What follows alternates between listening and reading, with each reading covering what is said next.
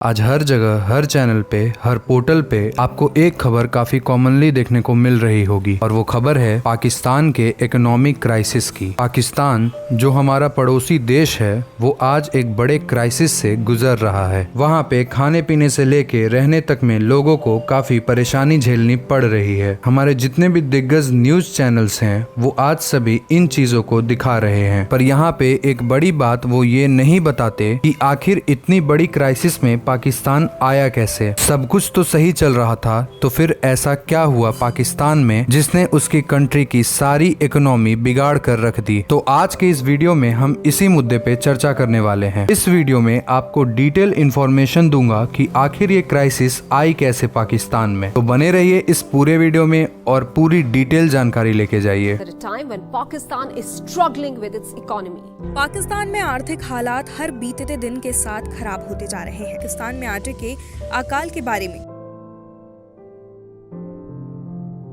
एक बड़े से कर्ज में पाकिस्तान डूब चुका है और ये क्राइसिस हमें श्रीलंका की क्राइसिस की भी याद दिलाती है। आज पाकिस्तान का रुपया काफी लोएस्ट पे जा चुका है। फ्यूल की कीमत भी आसमान छू रही है। पाकिस्तान आज अपने सिटीजन्स के बेसिक्स डिमांड को भी पूरा नहीं कर पा रहा। पर सवाल ये है कि आखिर पाकिस्तान ऐसे बुरे सिचुएशन में आ कैसे गया अचानक से। तो मेरे दोस्तों, आप बिल्कुल गलत सोच रहे हैं। कुछ भी चीज यहाँ पे अचानक से नहीं हुई है। पाकिस्तान की जो इकोनॉमी है वो काफी टाइम से स्टेबल नहीं थी और बस उसी के कारण आज ये कोलैप्स भी कर चुका है। कुछ 2 दशक में पाकिस्तान ने खुद को अच्छे से संभाला, मतलब कि पहले के पॉवर्टी लाइन से खुद को निकालने की कोशिश इनकी जारी थी, पर ह्यूमन डेवलपमेंट आउटकम के मामले में इनका मामला डमाडोल ही था और ऊपर से इनकी इकोनॉमी ग्रोथ इतनी स्लो है जिसमें क्या ही बोला जाए। और ऐसा मैं नहीं, ऐसा वर्ल्ड बैंक का कहना है। पाकिस्तान कंट्री की जो इकोनॉमी है उसके फॉल ऑफ होने के कई रीजंस हैं और मैं आपको एक एक करके सारे रीजंस बताता हूँ। तो सबसे पहला रीजन है वो है कर्ज।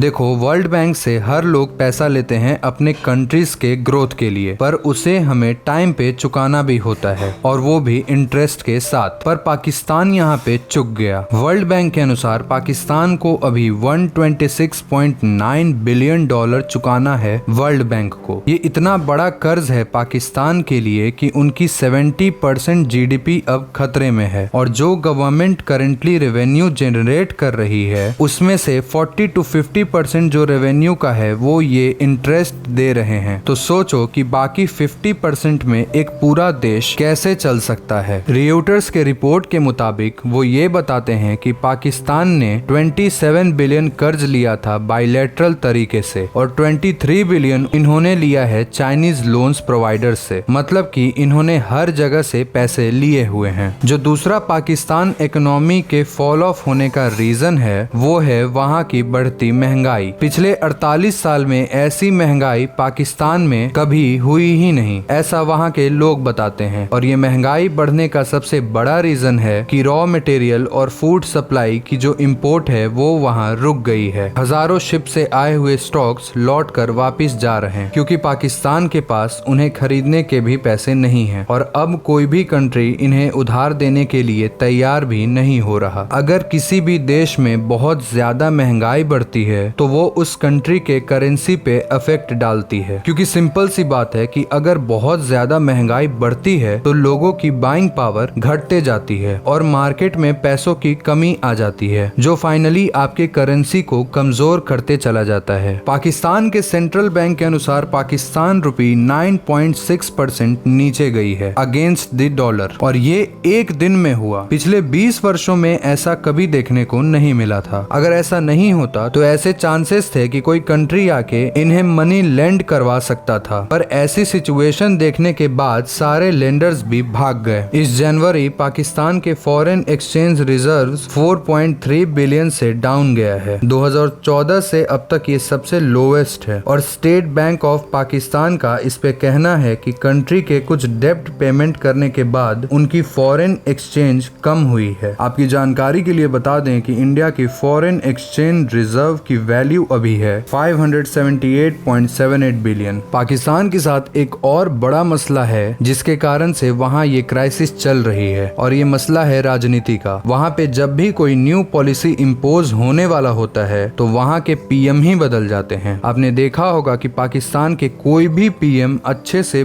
5 साल कुर्सी पे बैठ नहीं पाए, कोई ना कोई दिक्कत इन्हें आते ही रहती है। पॉलिटिकल स्टेबिलिटी की बात अगर पाकिस्तान में की जाए तो हमें कभी देखने को नहीं मिलती वहाँ पे। अभी कुछ महीनों पहले हमने देखा कि किस तरीके से इमरान खान को ट्रीट किया गया। पाकिस्तान की जो आर्मी है वो वहाँ के पॉलिटिकल इश्यूज में काफी एक्टिव रहती है, और काफी अच्छे डिसीजंस भी जो लिए जाते हैं जो कि देश को फायदा पहुंचा सकती है उसे वो कैंसिल कर देते हैं। अगस्त में 5 साल की जो टेन्योर है वो खत्म होने वाली है और अब न्यू इलेक्शंस होने वाले हैं। उम्मीद करते हैं हम कि फेयर और साफ सुथरे तरीके से इलेक्शंस हो जाए वहाँ पे। पाकिस्तान एक ऐसा कंट्री है जो मोस्टली इम्पोर्ट पे डिपेंडेंट है और मेनली एनर्जी के मामले में, और इसी कारण से अभी वहाँ पे गैस और ऑयल की जो प्राइस है वो आसमान छू रही है। और ऐसा कहना है जॉन सियोरसी का, जो कि प्रोफेसर हैं रिसर्च एंड पॉलिसी एंगेजमेंट के मिशिगन में। पाकिस्तान ने एनफ एनर्जी स्टोर कर लिया था, बट गैस और ऑयल के मामले में ये पीछे रह गए। इनकी कोई भी फैक्ट्रीज अभी नहीं चल पा रही, सारे इंफ्रास्ट्रक्चर का काम ठप पड़ गया है। IANS के रिपोर्ट के मुताबिक पाकिस्तान में स्थित जितने भी शॉपिंग मॉल्स हैं उन्हें रात 8 बजे के बाद खोलने की अनुमति नहीं है, क्योंकि पाकिस्तान के पास इतनी बिजली नहीं है कि वो उनको प्रोवाइड कर पाए। द बिजनेस स्टैंडर्ड की रिपोर्ट बताती है कि पाकिस्तान कोविड-19 के क्राइसिस से खुद को निकाल ही रहा था, पर ये पावर आउटेज की डिमांड उनके लिए एक और नई मुश्किल सी खड़ी हो गई, क्योंकि पावर सप्लाई एक ऐसी चीज है जिसकी जरूरत डोमेस्टिकली भी लोगों को है और इंडस्ट्री में भी। कुछ पावर इंफ्रास्ट्रक्चर भी डेवलप किए गए चाइना के साथ मिलकर, जो कि रीजनल कनेक्टिविटी में इनकी हेल्प करता है। पर ये जो इंफ्रास्ट्रक्चर है जो कि चाइना ने डेवलप किया है ये एक कर्ज ही है पाकिस्तान के सर पे, और इसकी पूरी कमांड भी खुद चाइना ही रखता है। भारत और पाकिस्तान की म्यूचुअल अंडरस्टैंडिंग अभी कुछ सही नहीं चल रही है। जितने भी इंपोर्ट एक्सपोर्ट होते थे इन दोनों कंट्रीज के बीच में वो अभी चल तो रहे थे, लेकिन अब वो कम होने की उम्मीद है। 2020 से 2021 तक के बीच में इंडिया और पाकिस्तान के बीच जो बायलैटरल ट्रेड हुआ है वो हुआ है $329 मिलियन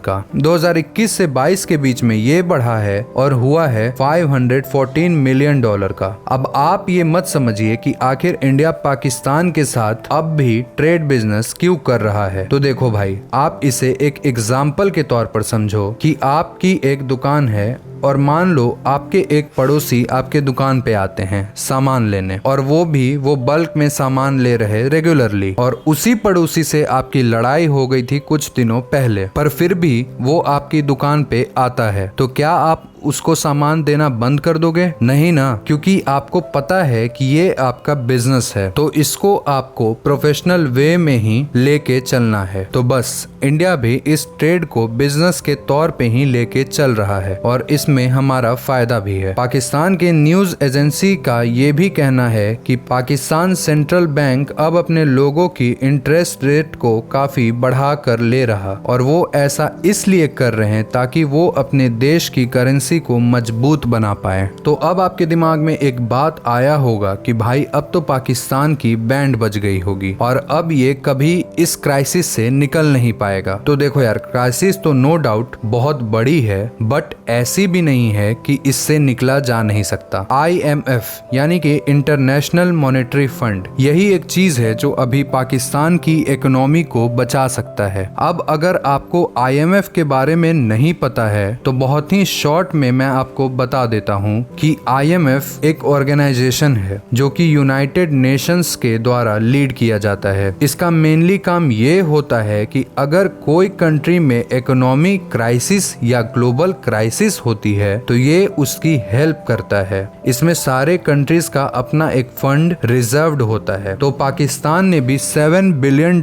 अपने IMF में स्टॉक करके रखे थे। IMF इस फंड को और बढ़ाकर आपको देगा अगर आपके कंट्री में सच में क्राइसिस होती है तो। अब शहबाज शरीफ ने अपने एक रीसेंट इंटरव्यू में ये बताया है कि बहुत जल्द IMF उनके इस फंड को डिसबर्स कर देगा। अगर ये पैसे पाकिस्तान को अभी मिल जाते हैं तो उनके लिए एक बहुत बड़ी मदद हो जाएगी। अकॉर्डिंग टू SBP यानी कि स्टेट बैंक ऑफ पाकिस्तान को $20 बिलियन चाहिए अगले 12 महीने के अंदर अपने कर्ज चुकाने के लिए। $500 मिलियन का इंटरेस्ट है इनका जो इन्होंने इंटरनेशनल बॉन्ड पे ले रखा है। बट जो चीफ ऑफ सेंट्रल बैंक हैं उनका कहना है कि पाकिस्तान को $3 बिलियन की जरूरत है अपने सारे एक्सटर्नल डेब्ट पेमेंट को क्लियर करने के लिए। पाकिस्तान पे चाइना का भी बहुत प्रेशर है। चाइना वालों ने पहले तो इन्हें आगे बढ़ के लोन दे दिया पर अब ये अपने $30 बिलियन पाकिस्तान से मांग रहे हैं। पाकिस्तान के फॉर्मर फाइनेंस मिनिस्टर हैं मिफ्ताह इस्माइल। इनका कहना है कि इस्लामाबाद को हमें उनको दे देना चाहिए जिनसे हमने बड़ी लोन ले रखी है और फिर हम उनसे और भी टाइम या पैसे ले सकते हैं। अब आप सोचिए कि एक फाइनेंस मिनिस्टर अगर ऐसी स्टेटमेंट दे रहा है इसका मतलब सीधा सीधा यही होता है कि हालत कुछ ज्यादा ही नाजुक है। अब यहाँ पे एक सवाल और आता है कि क्या इंडिया को इन बातों से कोई फर्क पड़ता है? तो इसका जवाब है हाँ, इंडिया को इस क्राइसिस से फर्क पड़ सकता है। अब हमारी जो आज की न्यूज चैनल्स हैं वो आपको कभी भी इंडिया के ऊपर आने वाली इम्पैक्ट के बारे में नहीं बताने वाले, पर मैं आपको वो भी क्लियर कर देता हूँ। POK यानी पाकिस्तान ऑक्यूपाइड कश्मीर के लोग तो रोज प्रोटेस्ट कर रहे हैं और ये मांग रहे हैं कि हमें इंडिया में शामिल होना है और वो वहाँ के रोज बढ़ते महंगाई से तंग आ गए हैं। दूसरी ओर पाकिस्तान और इंडिया की जो ट्रेड बिजनेस जो अभी चल रही है वो भी बंद हो सकती है क्योंकि